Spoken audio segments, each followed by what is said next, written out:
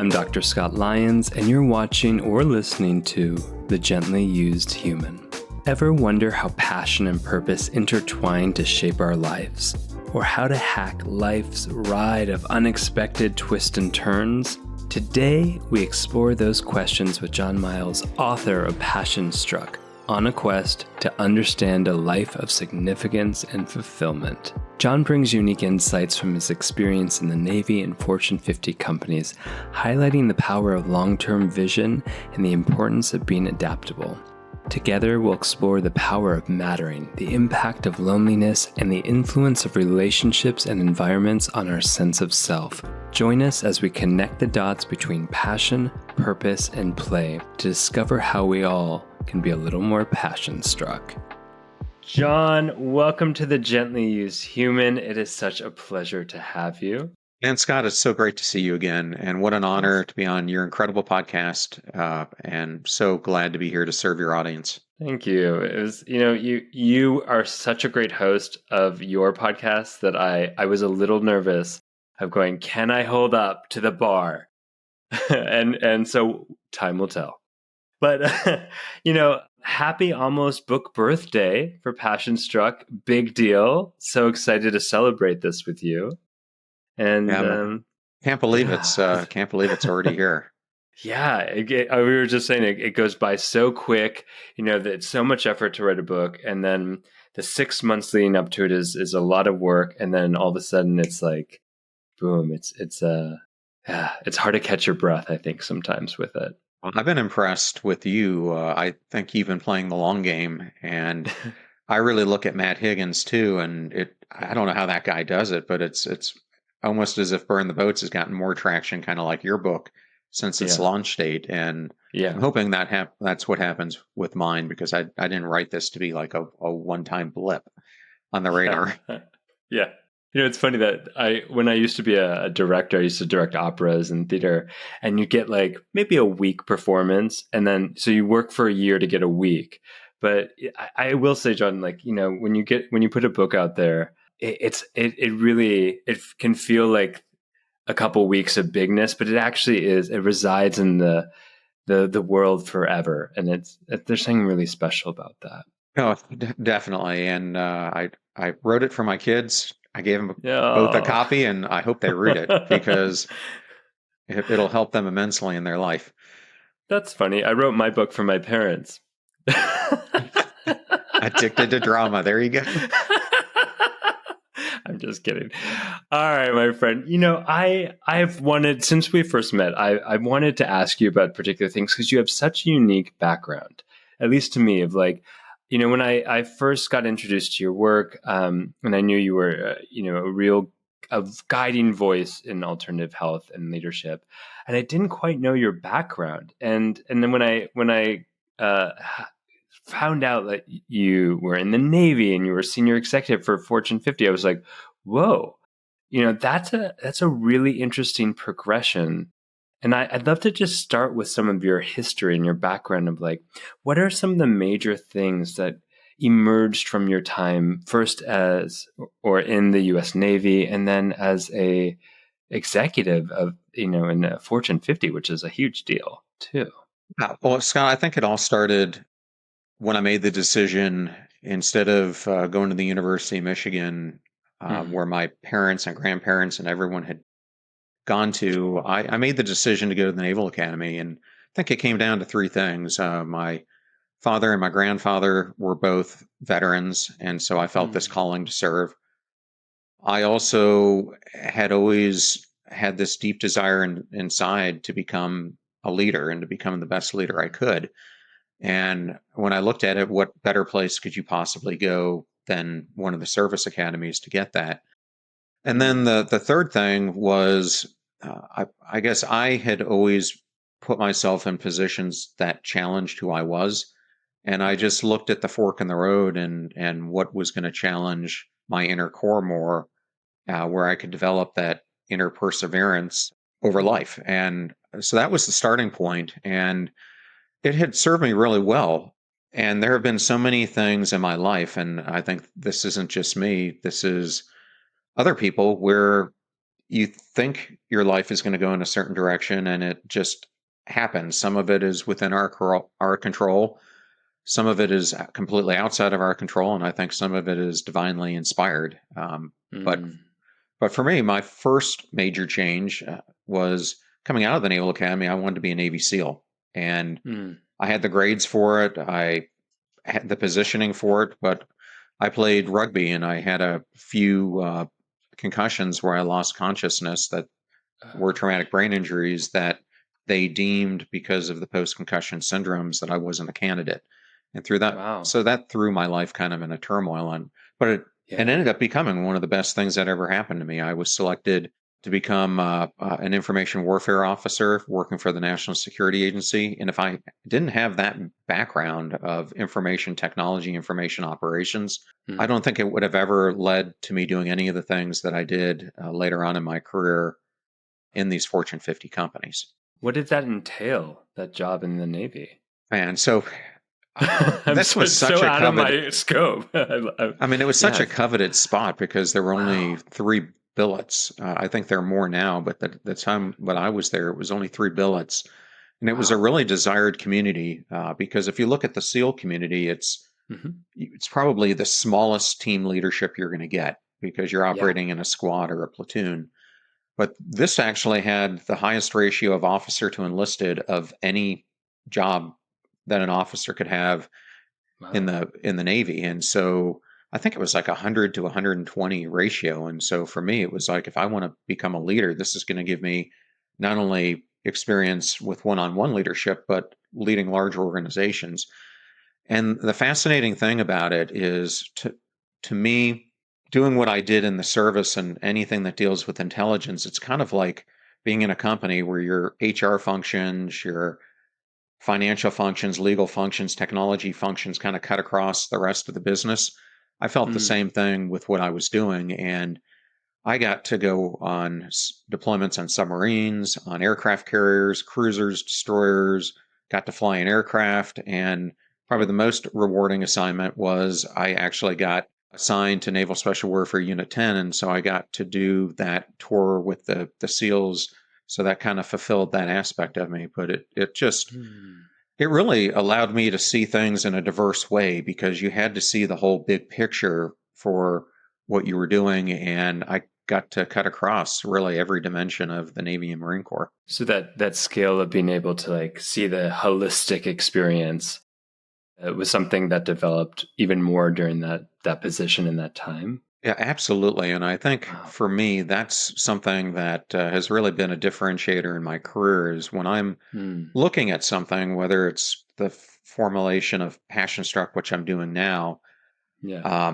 to things I did strategically, I really looked at whatever the initiative was, not in a 12-month basis, but really over the next 5 to 10 years, and where in the future Mm. could this thing go? And then I think the thing I really learned as I got more senior is that a lot of times people can't see that longer term vision. So you really do Mm. have to break it down to the smaller chunks to get people invested in it. But for Yeah. me, I have a 10-year vision for what I want to do with Passion Struck, and we're just at the very early stages. But Yeah. it's that whole principle that I bring up in the book that we're going to talk about. I call it the bee and turtle effect, but it's really having that long term vision like a tortoise does, Yeah. but the daily activities as if you were in a beehive. And how Yeah. do you combine those for maximum peak performance? Yeah. As you're talking, it reminds me of this story or this experience I had when I was in my late teens and I was an acting student or an actor.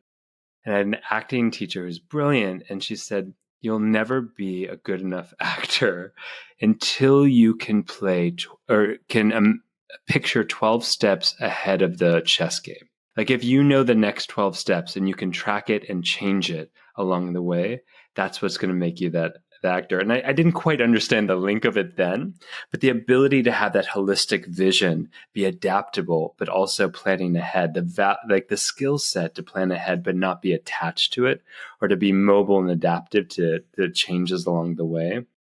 It's something I really appreciate. And I know that's something you really talk about and embody in your work as well. Yeah, I mean, absolutely. And it's interesting because as I've been trying to to get myself re-equipped to do large keynotes, I've been trying to put myself into different speaking opportunities. And one of the things I started about 6 months ago was taking improv classes. And right now I'm Oh, doing long really? form improv. And so just last night we were doing scene work. And it is so interesting in how you set it up. And Yeah. but in improv, it's almost like you do have to keep your eyes forward on on the chess mat, Hmm. but since it's so unpredictable in what's going to Yeah. transpire, it's also a real focus of staying in the moment because Yeah. you're staying into the cues that the person you're doing the scene with or people are saying because they give you the attributes or the Yeah. different character insights that you can then activate and take advantage of. So it's been a really it's sometimes challenging because it's not something that comes easy to me, but rewarding Mm. venture. I love that. I love that you're doing that. And what are some of the other things that you're learning from that you're or that's shifting inside of you from engaging in improv classes? One of the things, and I wrote an article on this a couple years ago, and to this day, it's one of my most popular articles. I think it has like 30,000 downloads. It was on the importance of adult play and the fact Yeah. that as we get older, it's like we want to play, but it's almost as if we forget how to play. And so Mm. one of my favorite things that happens and in improv classes, you always started out with a bunch of games, and man, do they put you into uncomfortable situations. But I've just learned that everyone's probably feeling that same way, so it's better just to Mm. lean into it. And so really experiencing that play has been something that's joyful because I look forward to this because I don't get many opportunities to do it. I think the Mm. other thing it's taught me again is to really pay attention to others and to watch uh, what their body is giving off and their Mm. energy and things like that. And it's given me a really good reminder of how important diversity is diversity of thought, diversity of people, perspectives. Because when you're doing this and you're thrown into, like yesterday, I was part of a scene that we were acting like we were different members of a child's camping staff, and we had to take on different personas. And I was the custodian, and it just when you put yourself into a character, it kind of just changes everything, and you can be whoever you want to be with it, which is great Yeah. Yeah. because the nice thing about improv is no one really cares about what you're talking about. They care about the interrelationships and how you're Yeah. feeding off of each other. Yeah. I love that. I think that play goes to say like, hey, we have so many flavors of ourselves. We talk about like our uniqueness, but even in our uniqueness, there's so many flavors we haven't touched upon.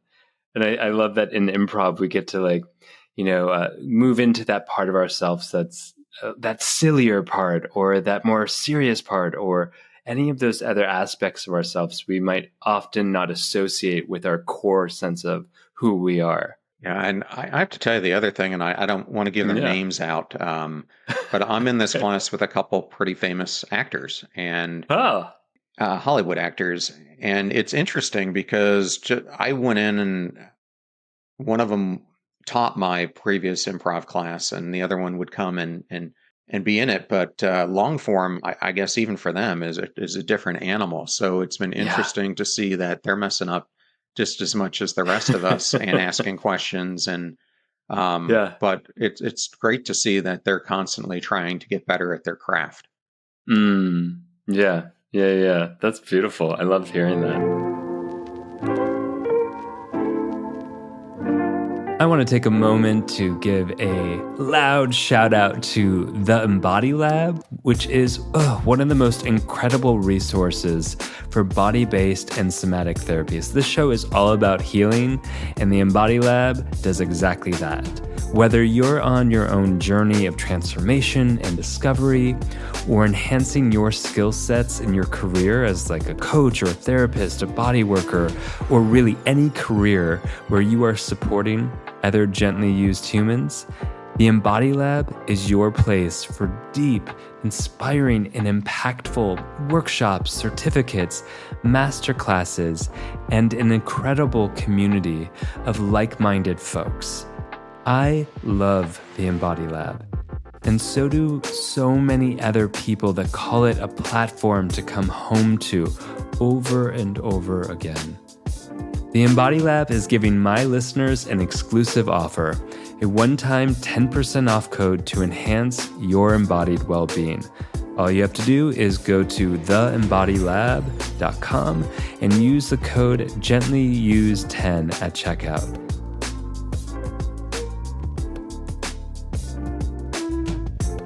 So I have worked with veterans, the therapist, and then I've also worked with many CEOs in the Fortune 100, Fortune 50.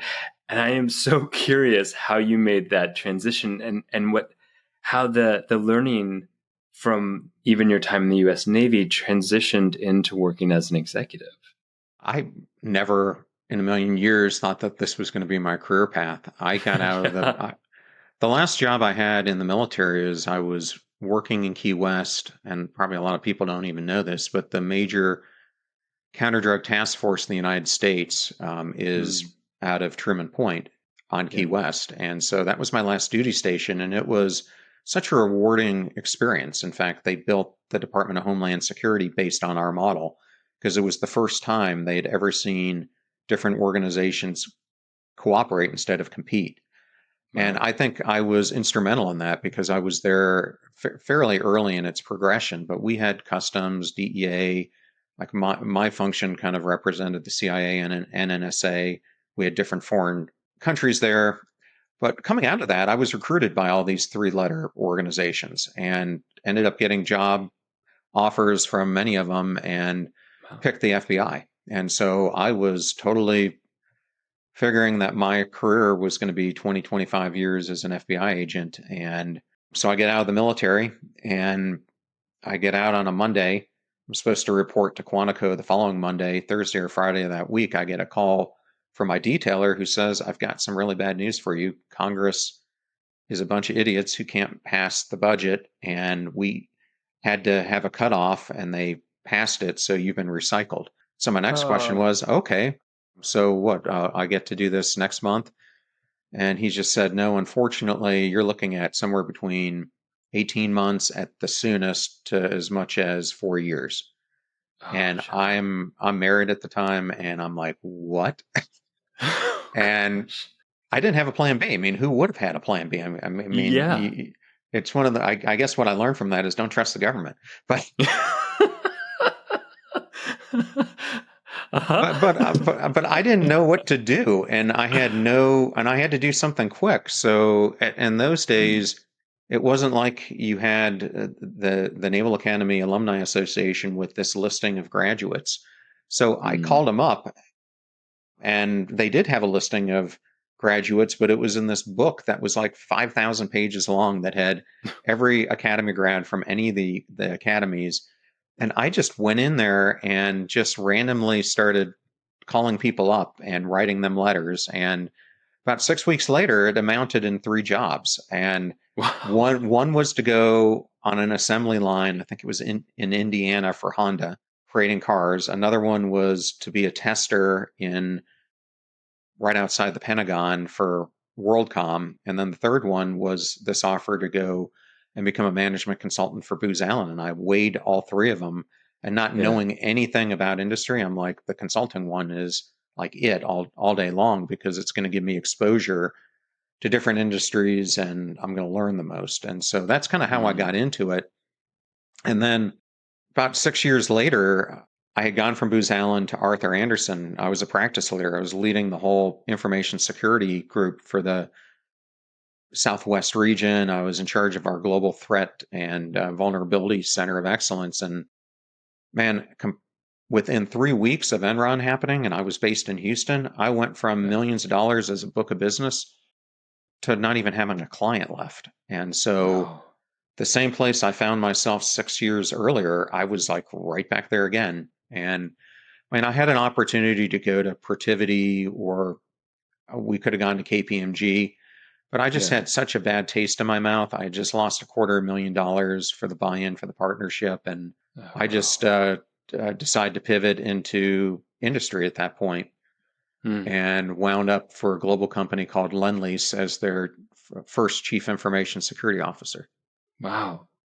I mean, talk about getting knocked down and finding your way. And it's much more nuanced than that. I know, but it really speaks to something inside of you that kept saying, "Find the way, find a way." I think, I mean, it's something I touch on in the book. I believe that there are really three major ingredients that we need to have in this whole pursuit of self-realization, and Yeah. it's passion combined with perseverance, combined with intentionality. And so, I guess I've just learned to realize that trying times are like elastic band-aid or like elastic rubber bands, and that Yeah. they end. And Mm.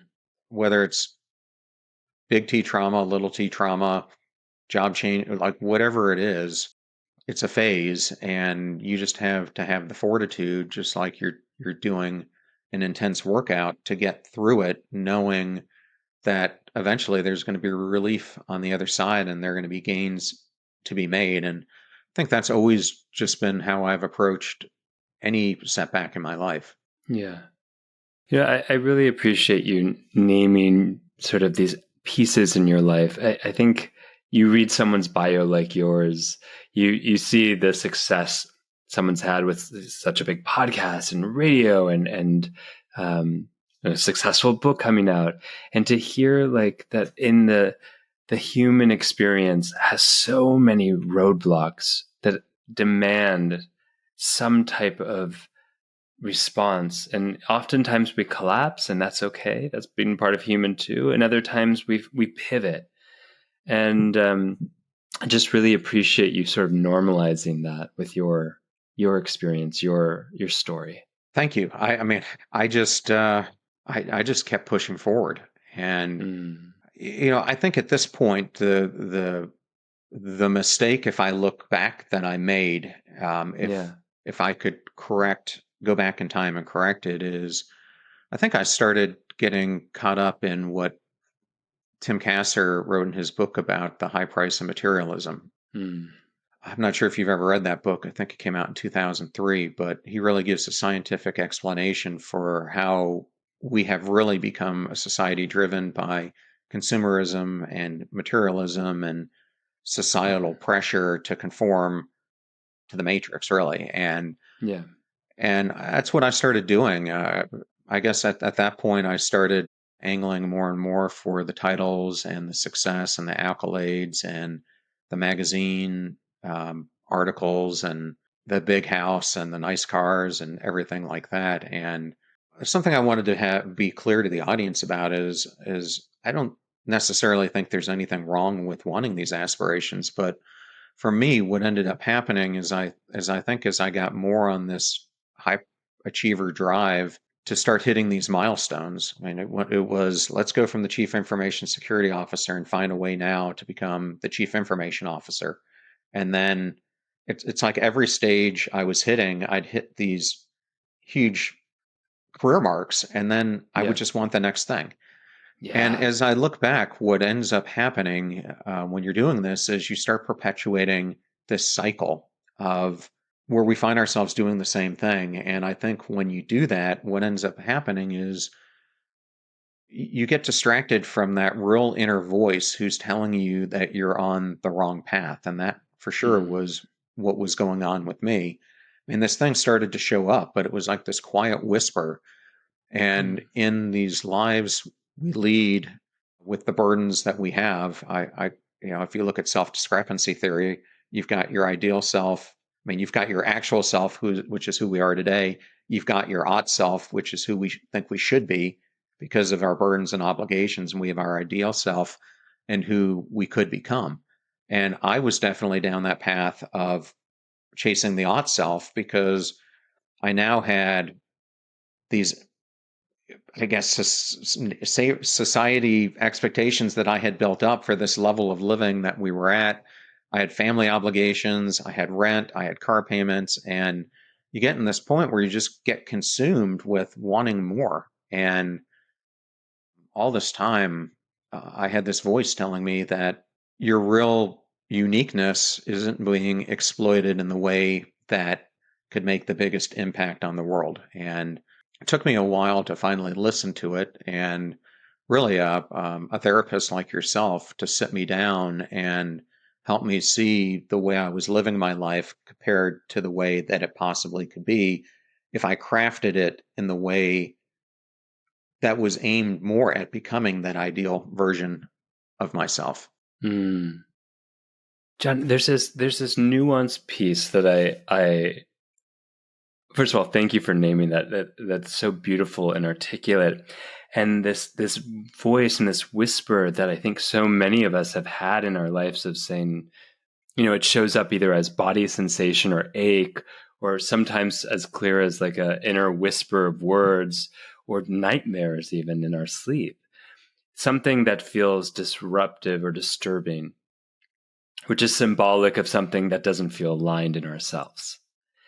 And it's interesting that it's like, how do we discern between that sense that we're not on the right path, that there's a misalignment in our life, versus an intolerableness or not yet enough resilience for challenge, which is also part of life? It's difficult, and Yeah. I'm going to be the first one to say that it's not the easiest thing to take that step. I mean, it's so easy for me to Yeah. say, look at the abyss and take the step into it, man. Just do it. Go out in Just there do and do it. it. But I mean, I was there, and Yeah. Yeah. and darn, you want that safety net because that abyss is Yeah.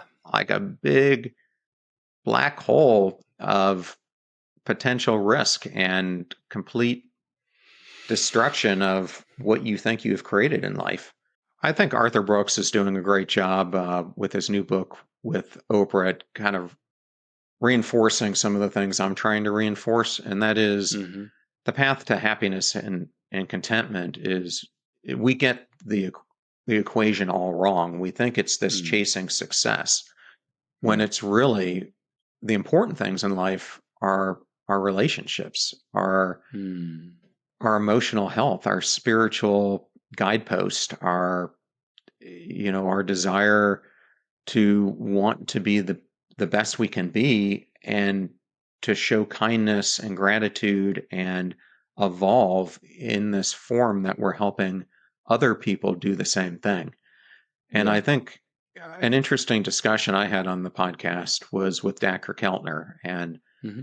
I remember discovering Dacker through Susan Cain's work and how influential he was. And so from that point forward, I always wanted to get him on the podcast. And I was so happy that he came out with his book, Awe, Mm. because it was such an interesting discussion. He is such a beautiful human being. And one of his missions is he gives back by volunteering at San Quentin. And he talks to Mm-hmm. death row prisoners. I'm not sure if it's still the same because I don't think San Quentin. I think things have changed there, but he told me that it's crazy. You would go to a prison where people are on death row, and yet you would see some of the most common examples of people experiencing awe. And it's so foreign to Mm. us because we think it's got to be with the birth of a child or going to the Grand Canyon or this or that. But through his 30 years of research, he's boiled it down to we most feel awe and that sense of contentment when either we are observing others do acts of service to other people or we Mm-hmm. ourselves are doing those acts. And to me, Mm. that's really profound. Mm. That's a beautiful example, and I'm thinking as you're talking about that, I was like, oh, what's been my experience of Oz, and in those who are listening, it's like this is a great opportunity to pause of going, when was the last time you felt awe? What was happening in your body? What was it expanding within you?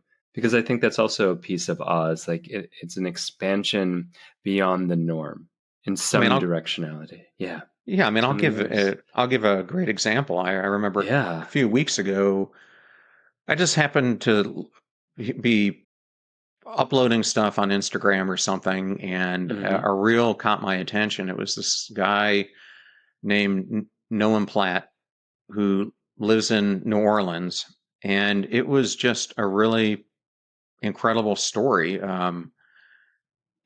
This guy had somehow gotten into helping people, especially children with disabilities, build adaptive technologies to help them function better in life. And he was working with a group called Make Good, and he started their local chapter in NOLA.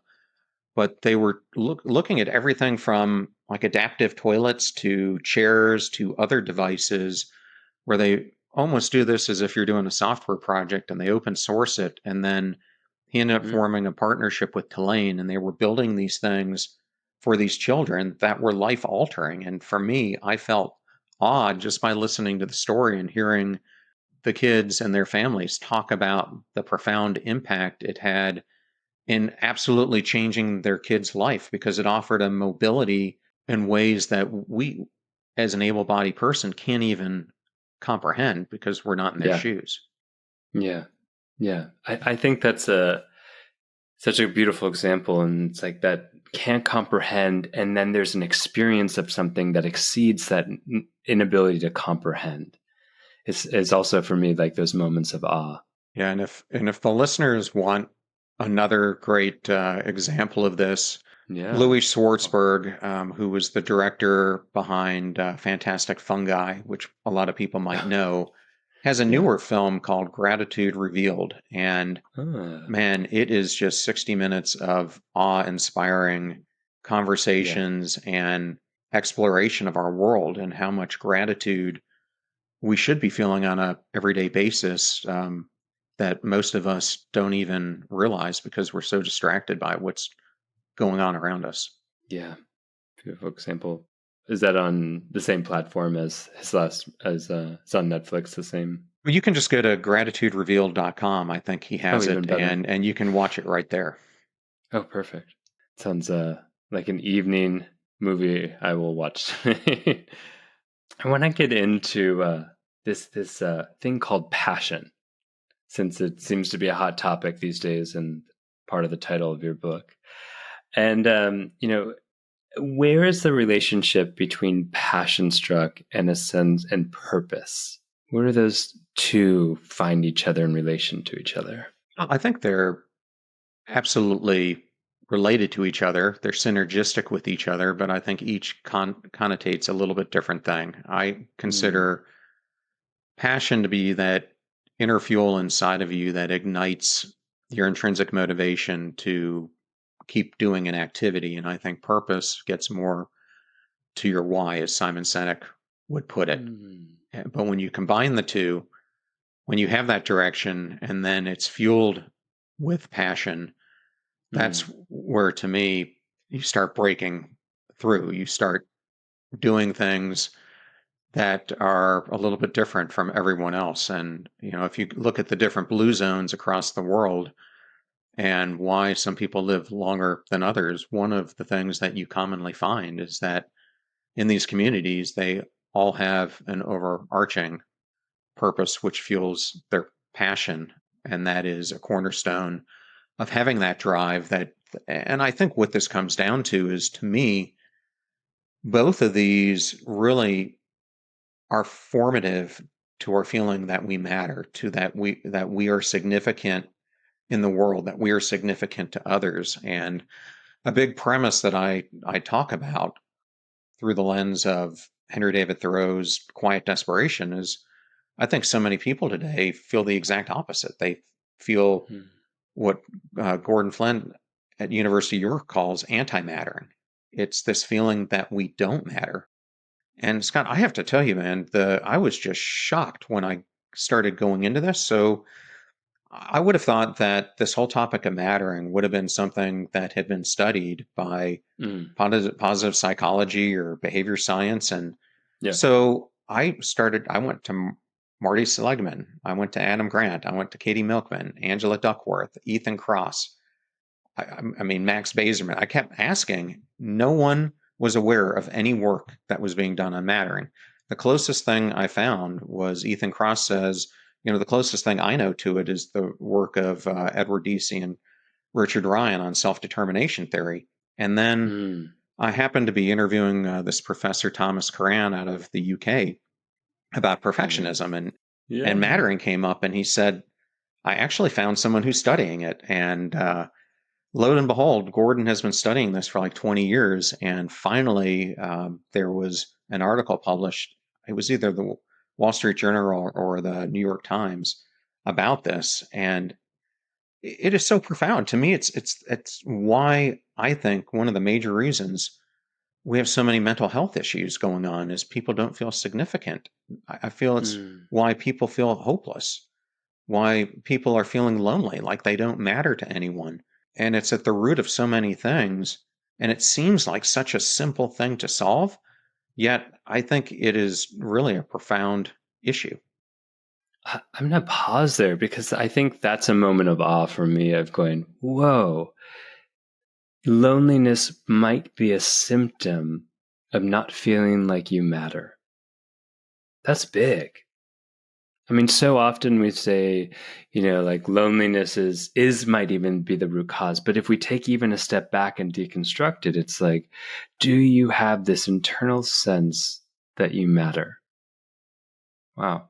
And I mean, if you look at the work that's out there, and then the one that people are quoting, and they quote it this way. So they say Gallup says that 70 to 85% of all people are disengaged. I mean, if you put that another way, this is what it's really saying. I mean, there are only like 1.1, 1.2 full-time workers across the whole globe. If you look at their study, it's saying that 900 million people in 142 countries feel unfulfilled.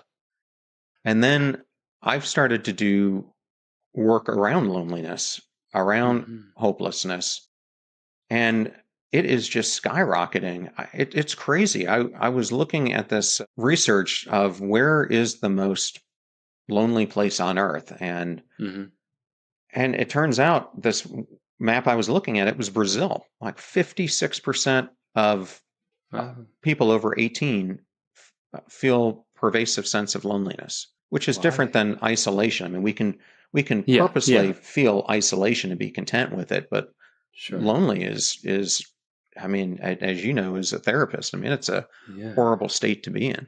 Why Brazil? Do you know? I don't know. I'm still trying to double down on that to understand, but my podcast is like top 30 over there, and I talk about mattering all the time. So evidently, it's striking a chord. It's definitely striking chords. This show is also brought to you by the absolutely stunning and powerful tools of transformation that are created by Omala. Oof, even the name Omala transports you to a place of flow and vitality. These are some of my favorite products ever. They have an amazing color-changing yoga mat that responds to your temperature and presence and reflects back your posture in real time. There's this incredible smelling skin balm candle that heats up to activate all the essential oils and vitamins that your skin has been craving. I mean, look, if I could live in a giant bath of this candle, I would 100% do it. They also have these journals that lead you into profound insight, and then you get to plant those journals to create a stunning flower garden. What? I mean, if that's not deep and inventive, I don't know what is. If you're someone who desires to live a luxurious flow of life and who believes in transformative wellness, then you have to check out Omala. Omala is giving my listeners an exclusive discount to treat yourself to something that is as special as you, boo. All you have to do is go to omala.com, that's OMALA.com, and use the code DrScott10 at checkout. And a portion of every purchase goes to an incredible charity. You got this. How do people gain a sense or an embodied experience that they matter, or on the other side of it, that things they are doing matter? So I think it starts in many ways with the people around us. I mean, I'll give you just a great example. Gartner Yeah. research from 2022 found that 82% of employees say it's important for their organization to see them as a person, not just as an employee. Yet, only 40% of employees believe their organization actually sees them this way. And I mean, it's just as simple as, how do you show gratification? How do you show your gratitude to the people who work for you? Are you doing it mindlessly, or are you intentionally doing things based on each individual person? Are you helping them to not only excel in being their best at work, are you taking the extra effort to help them be their best that they can be outside of work? But it's not just that, it's in our relationships. And I mean, think about the invisible influences. This goes to some of Jonah Berger's work out of Penn, that he talks about, that we are exposed to these influences that, I mean, the way people often say it is we are reflective of the 5 people we're most closely associated with. But I think it goes beyond that. I think it's these influences around us, and if they're not seeing you for who you authentically are, you start going down this path that I describe in the book of, it's like you're living your life as if you're in a daily masquerade, wearing a mask of pretense. And after a while, you become such an inauthentic version of yourself that you don't even know who you are anymore. I mean, you were completely lost. And then because you're not showing up as yourself, people aren't seeing you as yourself. And you've got this compounding effect. And I mean, that's my theory, but I think it builds from there. Yeah. Yeah. I mean, that's an interesting practice to really go, I'm going to pause here, think of the 5 closest people in my life, see how they are a reflection of me.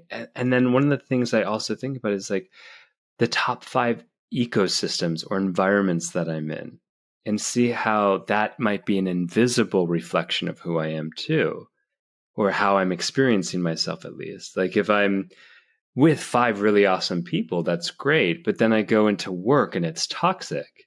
That's seeping in my skin just as much as the 5 people I'm with. As I kind of hear you saying that as well. Yeah, or I mean, it's the opposite. You have an enjoyable job, but then you go home and you're in a toxic relationship where the place you want to feel like you can be authentic is the one place you can't be. And I mean, that can be even worse. Yeah. Oof. We've all been there, or many of us have. Oh, that's tough. So let's keep going with this. Like, okay, so I come to you. You're a big leadership coach. I'm going, John. I feel like the work I'm doing right now doesn't really matter, or and if I really reflect even deeper, like, I'm not sure I really matter. And I'm not talking about some great, significant, serious depression. I just don't get the sense that I am impacting, that I have this fire inside that's doing anything, or that there's even that much fire left. Now what? Well, to me, the first step that you got to do, and it's actually the first principle that I bring up in the book, and let me just give the listeners a little bit of context to it, is, as you mentioned, I am not trained as a psychologist or a psychiatrist, so I just want to put that out there first. But what I have done is I really became interested in what causes some people, as Robin Sharma says, to become part of the top 5%, and what really is the 5%. Like, what does that mean when people say it? And so I started to study, at this point, about 9.5 years ago, what I considered to be remarkable individuals. And this was everyone from Serena Williams or Roger Federer to Bono to Oprah Winfrey to astronauts to military leaders to CEOs. Like, what was at the root of how these people, because if you look at their backstory, all of them were stuck at some point and then they become unstuck and their life explodes. Like, what leads to this? And I ended up discovering 12 principles that kept repeating themselves. And it just so happened magically that 6 of them were mindset shifts, 6 of them were behavior shifts. All of them, it turns out, are backed by psychology or behavior science. And so that's how each chapter kind of lays them out, is it kind of goes through the principle, the science behind it, etc. So in this first one, I talk about this whole idea of mission angler. And I tried to give each one of these chapters or principles kind of a nifty name. I mean, really what's at the core of this chapter is this whole idea of life crafting. And I'll go back to that conversation I had with my therapist. I remember he sat me down. We were probably into a month or so of our conversation. So he had a good, at that point, lay down of what was going on with me. And he said, John, just close your eyes and I want you to visualize sitting in a kitchen and walking up to a stool in your kitchen. And he goes, now, as you're sitting there, I want you to think that underneath it, it's only got like one major support that's holding it up. And for you, what that's become is the constant grind. He goes, you are putting so much emphasis on achievement that you're sacrificing so many other aspects of you. And at that point, I was feeling absolutely numb. I was depressed. I mean, I was burned out, all the things. And he just said, I want you to visualize what is happening to you and what do you think is going to completely happen? I go, well, the thing is teetering on the point of collapse. He's like, you're absolutely correct. Then he goes, I want you to think about it differently. And I want you to think about how you could possibly craft your life differently, to think about a different reward system for what's carrying you forward. And he said the post could be anything that you want. For me, it just made sense that they resonated with physical health, emotional health, spiritual health, etc. And that really became the foundation of my exploration into alternative health.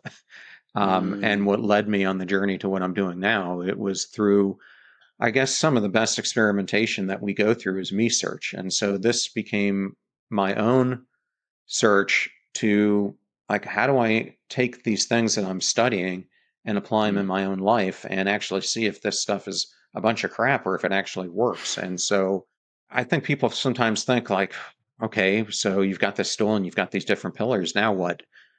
And I think this is the mistake people make. I mean, we're right at the beginning of the year. And when you think about these New Year's resolutions, I think the problem people do is they go back to that example that I brought up at the beginning. They try to do way too many things all at once and they end up not doing any of them. And so what ended up working for me is I just picked one element. And for me, it was I needed better emotional health because I was feeling all these things and I had to work my way out of it. So for me, it was really getting myself consistent with going to see a therapist. And then it was really working on creating a mindfulness practice, which I'm like Dan Harris. He and I laugh about this. I mean, he and I are like the two biggest skeptics you will ever find for mindfulness. And for me, when I first started it, the thought of just sitting cross-legged on the floor, like, it just didn't work for me. But I found that if I was in movement, whether that was on a walk or yoga, that I was able to put myself there. And it was amazing, Scott. After a while of consistently creating these habit loops, what ended up happening is the synergistic effect started happening. I started seeing betterment, not just in that one pillar, but across all the pillars, because it started to cascade and give me confidence that I could intentionally start making changes in the others. And then I think the other thing people don't understand is if you're in this position, it takes you a long time to get there. So you can't just flip a switch and expect yourself to recover. So you also have to practice self-care and self-compassion and understand that it's going to take a while to get there and that it's going to be a trial to get back. So those are some of the things I would recommend.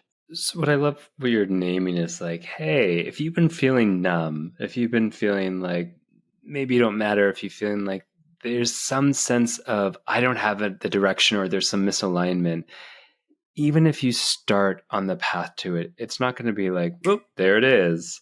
It's a progression of going, oh, there's a little bit of spark again. And that spark gets bigger, or there's some directionality. and then there's more, and that one lane highway of that I'm driving on suddenly becomes like a multi-lane highway where I feel like I have lots of choices and movements, but it's an expansion over time as opposed to a direct shift or change. Is that what I hear? Yeah, I mean, it's one of the most important principles that I cover throughout the entire book is the power of action. And to me, it boils down to what behavior scientists call micro choices. Yeah. Every day, we each have 60 to 90,000 thoughts, depending on what research you read. But so many of those we do as if we're a pinball, just bouncing off the things that impact us. But when we're a pinball, we're not intentional. We're apathetic. We're not solving world issues. We're perpetuating mediocrity. And so the only way that you're going to break out of that is that in these micro choices that you make day in and day out, you need to start compounding them with choices that are leading you towards your ideal self instead of where you're stuck. And all that has to be is one or two choices starting out, just tiny choices. And over time, it compounds and you start making more and more intentional choices in the direction that you want to take. And these choices become habits. These habits become behaviors. And over time, you have real change. Yeah. I was talking to a patient this morning, and she was devastated. And she was like, this is falling apart, and this is falling apart, and where do I start, and where do I start? And you know, it was a sense that everything had to change at once too. And we talked about micro changes because I was inspired by your book. And I was like, what's the smallest change of support? Like, what's the smallest thing that we can bring in that just feels like a support? And there was, I could hear the relief of just being like, oh, I don't have to do it all at once.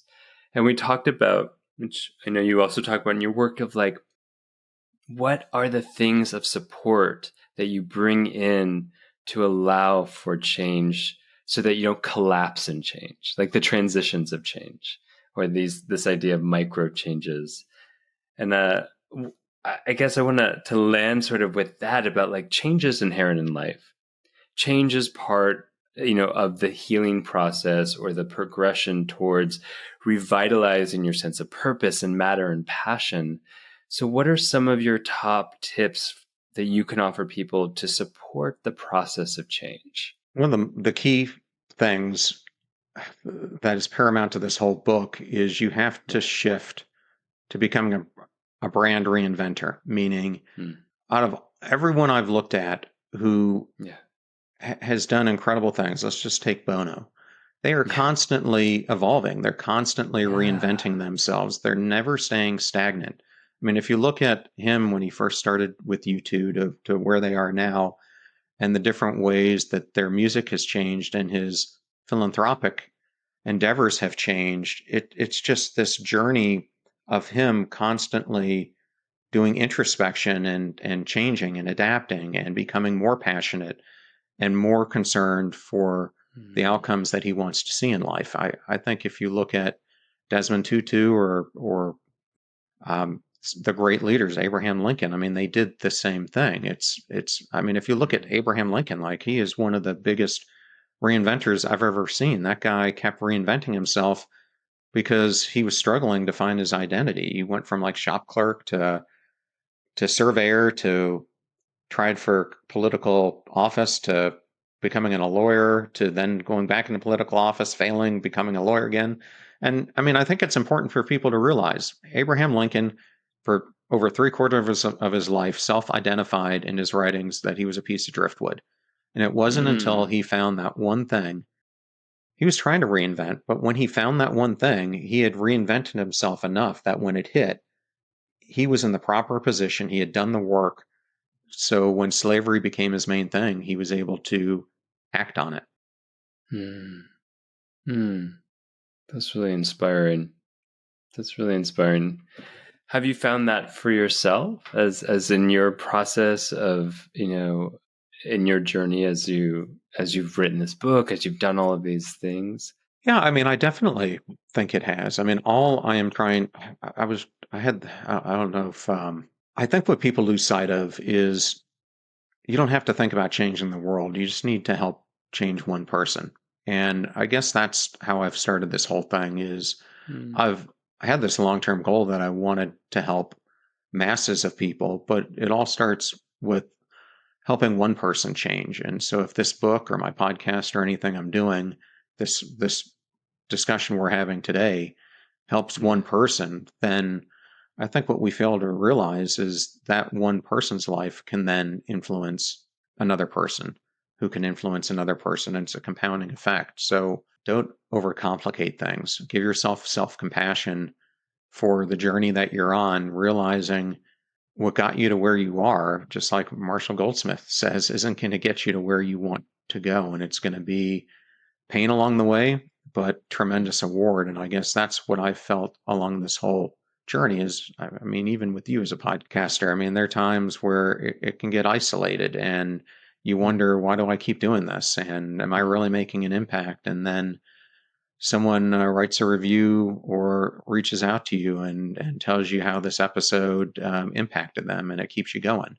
And I think the same thing with change in our life. You've got to develop that reward system for yourself that aligns to your aspirations that you have. So beautiful. Thank you for being such a force of change and giving such a clear process of direction and steps to coming back to alignment to grow our sense of passion and purpose and a sense of matterness, not only in ourselves, but in what we're doing in the world. John, thank you so much for being on The Gently Used Human. I can't recommend his book enough, folks. Please go read it and devour it, embody it, action it. It's a game changer. Thank you so much, John. Oh, Scott, it was my honor to be here, and I hope I just positively touch one person in your audience. I am sure of it, my friend. I am sure of it. Take care, everyone, and thank you for listening, and we'll connect again soon. Thank you for listening to the Gently Used Human podcast with Dr. Scott Lyons and friends. Visit gentlyused.com for fun extras, including submitting your questions for advice from a Midwestern mom. And don't forget to spill the tea and gossip about the show with all your friends and frenemies. And you know what? Show us some love by giving us 5 stars and leaving a review in your favorite apps. This helps us connect with all the other gently used humans out there. Oh, and by the way, you look fierce today.